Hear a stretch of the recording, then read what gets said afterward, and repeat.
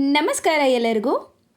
Big boss ಮನೆಯಿಂದ ಇವತ್ತಿನ ಎಪಿಸೋಡ್ನ ಮೊದಲ ಪ್ರೋಮೋ ರಿಲೀಸ್ ಆಗಿದೆ.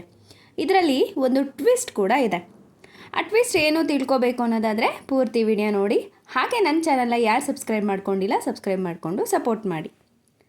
ಪ್ರತಿ ವಾರ ಕಿಚ್ಚನ ಪಂಚಾಯಿತಿಯ ನಂತರ ಬಿಗ್ ಬಾಸ್ ಮನೆಯಲ್ಲಿ ಇರುವಂತಹ ಸ್ಪರ್ಧಿಗಳಲ್ಲಿ ಕೆಲವೊಂದು ಬದಲಾವಣೆ ಆಗುತ್ತೆ. ಯಾಕಂದರೆ ಒಂದು ವಾರದಿಂದ ಏನೇ ತಪ್ಪಾದರೂ ಕೂಡ ಅದನ್ನು ಕಿಚ್ಚನ ಪಂಚಾಯಿತಿಯಲ್ಲಿ ಮಾತಾಡ್ತಾರೆ. ಅಷ್ಟೇ ಅಲ್ಲದೆ ಅದಕ್ಕೆ ಒಂದು ಕನ್ಕ್ಲೂಷನ್ ಕೂಡ ಕೊಡ್ತಾರೆ. ಯಾವುದು ಸರಿ, ಯಾವುದು ತಪ್ಪು, ಯಾವುದು ಮಾತಾಡಿದ್ದೀರಾ, ಯಾವುದು ಮಾತಾಡಿಲ್ಲ, ಎಲ್ಲಿ ಸ್ಟ್ಯಾಂಡ್ ತಗೋಬೇಕು, ಯಾವುದೆಲ್ಲ ಬಿಗ್ ಬಾಸ್ ಮನೆಯಲ್ಲಿ ನಡೀಬಾರ್ದು ಅನ್ನೋ ವಿಷಯದ ಬಗ್ಗೆ ಹೇಳಲಾಗುತ್ತೆ. ಅದಷ್ಟೇ ಅಲ್ಲದೆ ಕೆಲವೊಬ್ಬರಿಗೆ ವಾರ್ನ್ ಕೂಡ ಮಾಡ್ತಾರೆ. ಅದರಂತೆ ಕಿಚ್ಚನ ಪಂಚಾಯಿತಿಯಲ್ಲಿ ಧ್ರುವಂತ್ ಅವರಿಗೆ ಕಿಚ್ಚ ಸುದೀಪ್ ಅವರು ಕೆಲವೊಂದು ಎಚ್ಚರಿಕೆಯನ್ನು ಕೂಡ ಕೊಡ್ತಾರೆ. ಧ್ರುವಂತ್ ಅವರು ರಕ್ಷಿತಾ ಅವರನ್ನು ಮೊದಲು ತಂಗಿ ಅಂತ ಕರಿತಾ ಇದ್ದರು. ಅದಾದಮೇಲೆ ಇತ್ತೀಚೆಗೆ ರಕ್ಷಿತಾ ಅವರನ್ನು ತುಂಬ ಟಾರ್ಗೆಟ್ ಮಾಡ್ತಾ ಇದ್ದಾರೆ. ಸೊ ಪ್ರತಿಯೊಂದು ವಿಷಯಕ್ಕೂ ಎಲಿಮಿನೇಷನ್ ಮಾಡಬೇಕು ಅಂದರೂ ಅಷ್ಟೇ, ಫೇಕ್ ಅನ್ಬೇಕಾದ್ರೂ ಅಷ್ಟೇ, ಪ್ರತಿಯೊಂದು ವಿಷಯಕ್ಕೂ ರಕ್ಷಿತಾ ಅವರನ್ನು ತುಂಬ ಟಾರ್ಗೆಟ್ ಮಾಡ್ತಾ ಇದ್ದಾರೆ. ಅದಷ್ಟೇ ಅಲ್ಲದೆ ರಕ್ಷಿತಾ ಅವರು ಮಾತಾಡುವಂತಹ ಕನ್ನಡ ಏನಿದೆ ಆ ಥರ ಕನ್ನಡ ಯಾರೂ ಮಾತಾಡೋದಿಲ್ಲ ಅಂತ ಹೇಳಿಬಿಟ್ಟು ಪ್ರತಿ ವಿಷಯಕ್ಕೂ ಆ ಕನ್ನಡ, ರಕ್ಷಿತಾ ಅವರ ಕನ್ನಡ ಸರಿ ಇಲ್ಲ, ಮಾತಾಡೋದು ಸರಿ ಇಲ್ಲ ಅನ್ನೋದ್ರ ಬಗ್ಗೆ ಮಾತಾಡ್ತಾರೆ. ಅದಷ್ಟೇ ಅಲ್ಲದೆ ಕಿಚ್ಚನ ಪಂಚಾಯಿತಿಯಲ್ಲಿ ಧ್ರುವಂತ್ ಅವರಿಗೆ ಕಿಚ್ಚ ಸುದೀಪ್ ಅವರು ಕ್ವಶನ್ ಮಾಡ್ತಾರೆ. ಧ್ರುವಂತ್ ಅವರೇ, ನಿಮಗೆ ರಕ್ಷಿತಾ ಅವರ ಕನ್ನಡ ಓಕೆನಾ ಅಂತ. ಧ್ರುವಂತ್ ಅವರು ಇಲ್ಲ ಸರ್ ಅಂತಾರೆ. ಆಗ ಕಿಚ್ಚ ಸುದೀಪ್ ಅವರು ನಮ್ಗೆ ಓಕೆ ಇದೆ, ನಮ್ಗೆ ಅರ್ಥ ಆಗುತ್ತೆ ಅಂತ ಹೇಳ್ತಾರೆ. ಇದರಲ್ಲೇ ಧ್ರುವಂತ್ ಅವರು ಅರ್ಥ ಮಾಡ್ಕೋಬೇಕು, ಅದೊಂದು ವಿಷಯಕ್ಕೇ ರಕ್ಷಿತಾ ಅವರನ್ನು ಟಾರ್ಗೆಟ್ ಮಾಡಬಾರ್ದು. ಸೊ ಮನೆಯಲ್ಲಿ ಸುಮಾರಷ್ಟು ವಿಷಯಗಳು ನಡೆಯುತ್ತೆ. ಯಾರೇ ಏನೇ ತಪ್ಪು ಮಾಡಿದಾಗ ಅದನ್ನು ಎತ್ತಿ ಹಿಡಿಬೇಕು ಹೊರತಾಗಿ ಅವರ ಒಂದು ವೈಯಕ್ತಿಕ ಭಾಷೆ ಅನ್ನೋದು ಏನಿದೆ, ಸೊ ಅವರು ಕನ್ನಡ, ತುಳು, ಅದಷ್ಟೇ ಅಲ್ಲದೆ ಅವರು ಮುಂಬೈಯಲ್ಲಿ ಅವರ ವಿದ್ಯಾಭ್ಯಾಸ ಎಲ್ಲ ಆಗಿದ್ದರಿಂದ ಸ್ವಲ್ಪ ಕನ್ನಡ ಮಾತಾಡೋದಕ್ಕೆ ಅವರಿಗೆ ಕಷ್ಟ ಆಗ್ತಿದೆ. ಆದರೂ ಕೂಡ ಕನ್ನಡವನ್ನು ಕಲಿತು ಅಷ್ಟು ಚೆನ್ನಾಗಿ ಮಾತಾಡ್ತಾರೆ ಅಂದರೆ ಸೊ ಹೆಮ್ಮೆ ಪಡೆಯುವಂಥ ವಿಷಯ ಕೂಡ ಹೌದು. ಅದಲ್ಲದೆ ಕಿಚ್ಚನ ಪಂಚಾಯಿತಿಯ ನಂತರ ಬಿಗ್ ಬಾಸ್ ಮನೆಯಲ್ಲಿ ಒಂದು ಟಾಸ್ಕ್ ಕೂಡ ಕೊಟ್ಟಿದ್ದಾರೆ. ಅದೇನೆಂದರೆ ಈ ಮನೆಯಲ್ಲಿ ಅಂದರೆ ಬಿಗ್ ಬಾಸ್ ಮನೆಯಲ್ಲಿ ಯಾರು ಮುಖವಾಡನ ಹಾಕ್ಕೊಂಡಿದ್ದಾರೆ, ಯಾರು ನಿಮ್ಮ ದೃಷ್ಟಿಯಲ್ಲಿ ಈ ಮನೆಯ ಫೇಕ್ ವ್ಯಕ್ತಿ ಅಂತ ಹೇಳಿ ಸೂಚಿಸಿಬಿಟ್ಟು ಇಟ್ಟಿರುವಂತಹ ಮೆಣಸಿನಕಾಯನ್ನು ತಿನ್ನಿಸ್ಬೇಕು. ನಿಮ್ಗೆ ಯಾರು ಫೇಕ್ ಅನ್ನಿಸ್ತಾರೋ ಸೊ ಪರ್ಸ್ನಲ್ ಒಪಿನಿಯನ್ನ ಹೇಳಿಬಿಟ್ಟು ನೀವು ಮೆಣಸಿನಕಾಯನ್ನು ತಿನ್ನಿಸ್ಬೇಕು ಅಂತ. ಆಗಲೂ ಅಷ್ಟೇ ಧ್ರುವಂತ್ ಅವರು ಗಿಲ್ಲಿಯನ್ನು ಮನೆಯಲ್ಲಿ ಟಾರ್ಗೆಟ್ ಮಾಡ್ತಿರೋದು ಎಲ್ಲರಿಗೂ ಗೊತ್ತಿದ್ದೆ. ಸೊ ಧ್ರುವಂತ್ ಅವರು ಮಾತ್ರ ಅಲ್ಲ, ಮನೆಯವರು ಎಲ್ಲರೂ ಕೂಡ ಅಷ್ಟೇ ಗಿಲ್ಲಿನ ಟಾರ್ಗೆಟ್ ಮಾಡಿರುವಂಥದ್ದು.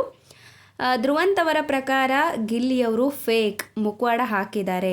ಅಷ್ಟೇ ಅಲ್ಲದೆ ಬಿಗ್ ಬಾಸ್ ಮನೆಯಲ್ಲಿ ಕೇವಲ ಬನಿಯನ್ ಹಾಕ್ಕೊಂಡು ಓಡಾಡ್ತಿದ್ದಾನೆ, ತನ್ನ ಬಟ್ಟೆನೆಲ್ಲ ತೊಳೆದೇನೆ ಹಾಗೆ ಇಟ್ಕೊಂಡು ಕೆರ್ಕೊಂಡು ಓಡಾಡಲ್ಲ. ಸೊ ಇದೆಲ್ಲ ನೀನು ಪೋಟ್ರೆ ಮಾಡ್ತಾ ಇದೀಯಾ, ನೀನು ಸಿಂಪತಿ ಗಿಟ್ಟಿಸ್ಕೊತಾ ಇದೀಯಾ, ಹಾಗಾಗಿ ಹೊರಗೆ ನಿನ್ನನ್ನು ಜನ ಇಷ್ಟಪಡ್ತಾ ಇದ್ದಾರೆ. ನಿನ್ನ ಹತ್ರ 100 ಕುರಿಗಳು ಇರಬಹುದು, ಆದರೆ ನಮ್ಮ ಹತ್ರ ಅಷ್ಟೆಲ್ಲ ಇಲ್ಲ. ನೀನು ಶ್ರೀಮಂತ ಆಗಿರ್ಬೋದು, ನಾವು ಹಾಗಲ್ಲ, ನೀನು ಹಾಗೆ ಹೇಳಿ ಸಿಂಪತಿ ಕಾರ್ಡ್ನ ಪ್ಲೇ ಮಾಡ್ತಾ ಇದೀಯಾ ಅಂತ ಹೇಳಿ ಹೇಳ್ತಾರೆ.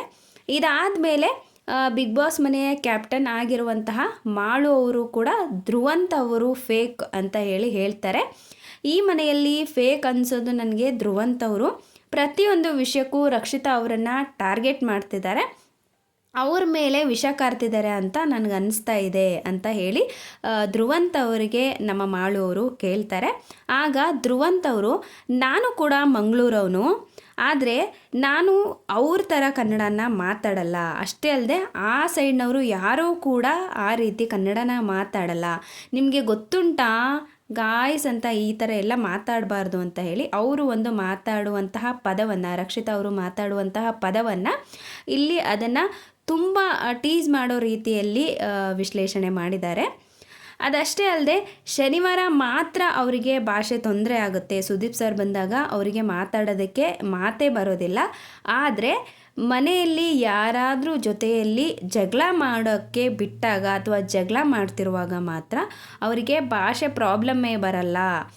ಕಂಟಿನ್ಯೂಯಸ್ 1 ಅವರ್ವರೆಗೂ ಚೆನ್ನಾಗಿಯೇ ಕನ್ನಡ ಮಾತಾಡ್ತಾರೆ.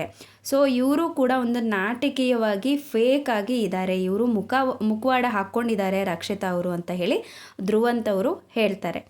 ಸೊ ಈ ಒಂದು ವಿಡಿಯೋ ಅಥವಾ ಇವತ್ತಿನ ಒಂದು ಪ್ರೋಮೋ ನೋಡಿದ್ರೆ ನಿಮ್ಗೇನು ಅನಿಸುತ್ತೆ? ರಕ್ಷಿತಾ ಅವರು ಫೇಕಾ, ಗಿಲ್ಲಿ ಅವರು ಫೇಕಾ, ಅಥವಾ ಧ್ರುವಂತ್ ಅವರ ಒಪಿನಿಯನ್ನೇ ತಪ್ಪಾ?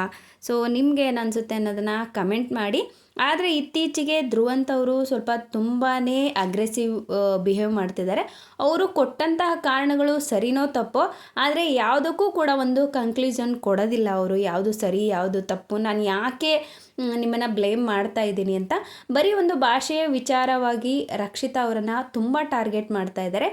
ಮನೆಯಲ್ಲಿ ವೈಯಕ್ತಿಕವಾಗಿ ಅವರನ್ನು ಯಾವುದೇ ಕಾರಣಕ್ಕೂ ಟಾರ್ಗೆಟ್ ಮಾಡೋ ಹಾಗಿಲ್ಲ. ಅವರು ಆಟ ಆಡಿರುವಂತಹ ರೀತಿ ಅಥವಾ ಮನೆಯಲ್ಲಿ ಇರುವಂತಹ ರೀತಿಯ ಬಗ್ಗೆ ಅವರು ಯಾವ ರೀತಿ ಫೇಕ್ ಆಗಿದ್ದಾರೆ ಅನ್ನೋದನ್ನು ತಿಳಿಸ್ಬೇಕು. ಆದರೆ ಪ್ರತಿಯೊಂದು ವಿಷಯಕ್ಕೂ ಧ್ರುವಂತ್ ಅವರು ಗಿಲ್ಲಿ ಮತ್ತು ರಕ್ಷಿತಾ ಅವರನ್ನು ಟಾರ್ಗೆಟ್ ಮಾಡಿರುವಂಥದ್ದು. ತುಂಬ ಹಿಂದೆ ತಂಗಿ ಅಂದ್ಕೊಂಡು ತುಂಬ ಆತ್ಮೀಯವಾಗಿದ್ದಂತಹ ಧ್ರುವಂತ್ ಅವರು, ರಕ್ಷಿತಾ ಮತ್ತು ಧ್ರುವಂತ್ ಅವರು ತುಂಬ ಆತ್ಮೀಯವಾಗಿದ್ದರು ಈ ಹಿಂದೆ. ಆದರೆ ಕೆಲವೊಂದು ವಿಷಯಗಳಿಂದ ಧ್ರುವಂತ್ ಮತ್ತು ರಕ್ಷಿತಾ ಅವರು ದೂರ ಕೂಡ ಆಗಿದ್ದಾರೆ. ಸೊ ದೂರ ಆದಮೇಲೆ ಸುಮ್ಮನೆ ಇಲ್ಲ ಸಲ್ಲದ ಆಪಾದನೆಯೊಂದಿಗೆ ರಕ್ಷಿತಾ ಅವರನ್ನು ಈ ರೀತಿ ಟಾರ್ಗೆಟ್ ಮಾಡೋದು ತಪ್ಪು ಅಂತ ನನಗನ್ಸುತ್ತೆ. ಸೊ ಇದು ನನ್ನ ವೈಯಕ್ತಿಕ ಅಭಿಪ್ರಾಯ. ನಿಮ್ಮ ಅಭಿಪ್ರಾಯ ಏನು ಅನ್ನೋದನ್ನು ದಯವಿಟ್ಟು ಕಮೆಂಟ್ ಮೂಲಕ ತಿಳಿಸಿ. ಅದಷ್ಟೇ ಅಲ್ಲದೆ ನಿಮ್ಮ ಪ್ರಕಾರ ಬಿಗ್ ಬಾಸ್ ವಿನ್ನರ್ ಯಾರಾಗಬೇಕು ಅನ್ನೋದನ್ನು ಕೂಡ ಹೇಳಿ. ಇವತ್ತಿನ ಒಂದು ವ್ಲಾಗ್ನ ಇಲ್ಲಿಗೆ ಎಂಡ್ ಮಾಡ್ತಾ ಇದ್ದೀನಿ. ಮತ್ತೆ ಒಂದು ಬಿಗ್ ಬಾಸ್ನ ಹೊಸ ಅಪ್ಡೇಟೊಂದಿಗೆ ನಿಮ್ಮನ್ನು ಭೇಟಿ ಆಗ್ತೀನಿ. ಅಲ್ಲಿವರೆಗೂ ನಮಸ್ಕಾರ.